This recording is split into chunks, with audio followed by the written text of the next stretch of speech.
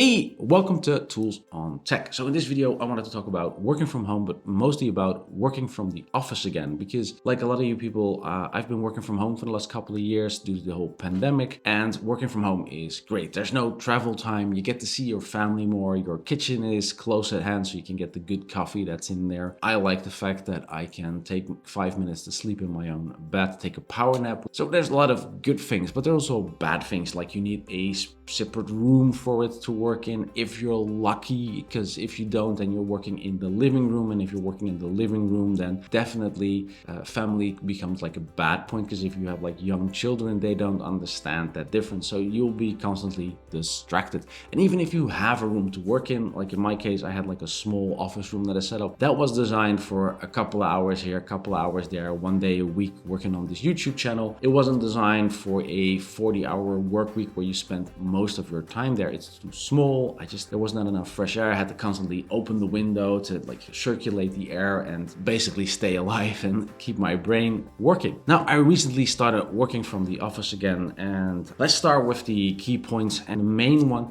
is that I didn't realize how much bleed there is between work and private life if you're working in the same building. Like I just didn't think too much about it, and then I started working in this office, and after a week, 1 week of working in here, I noticed that I came home more relaxed. Like there's an end of the day, there's a point that I have to stop everything. The weekend now becomes the weekend again, instead of like spending time in the other rooms in my house. And another key point that I noticed was the routine. I didn't realize how much routine slowly started breaking down, or how much energy I needed to get that routine going.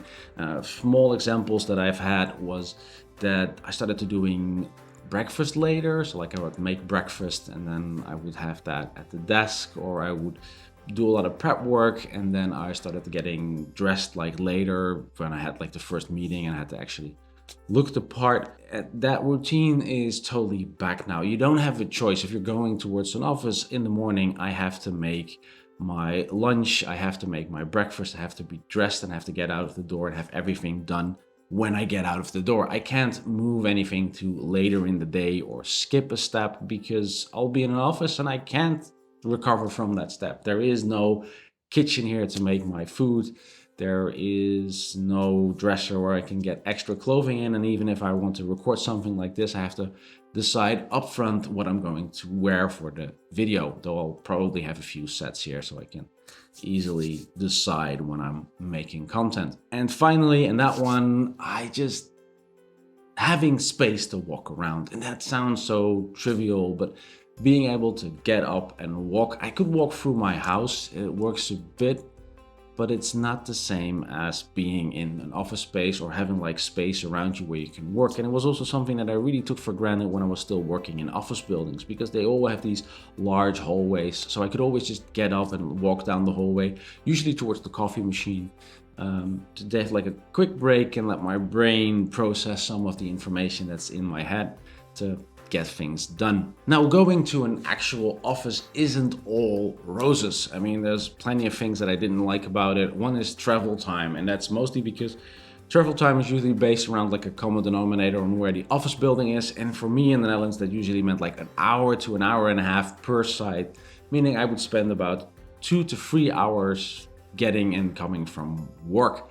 And that's ridiculously long. It's also very busy in the office because there's a lot of people there, and that means that it's hard to concentrate. Having something like these noise cancelling headphones is just essential. Now, even if I'm working alone in an office, I still use the headphones because I'm just trained to work with those. I do really love the lunches. So like spending time with my coworkers to have like a quick walk and have a lunch was some of the social connections that are super hard to do now that everything's remote and I have to initiate an MS Teams call just to chat with them. Now, as you might have noticed, due to the fact that my studio has changed a bit, I got a good deal on a office space, and I took the deal and decided to invest in that to actually really get that separation between private and work. Sure, now I need like a half an hour every day to bike, so I get some exercise, I get some fresh air, and it gets that separation between working from home and working in the office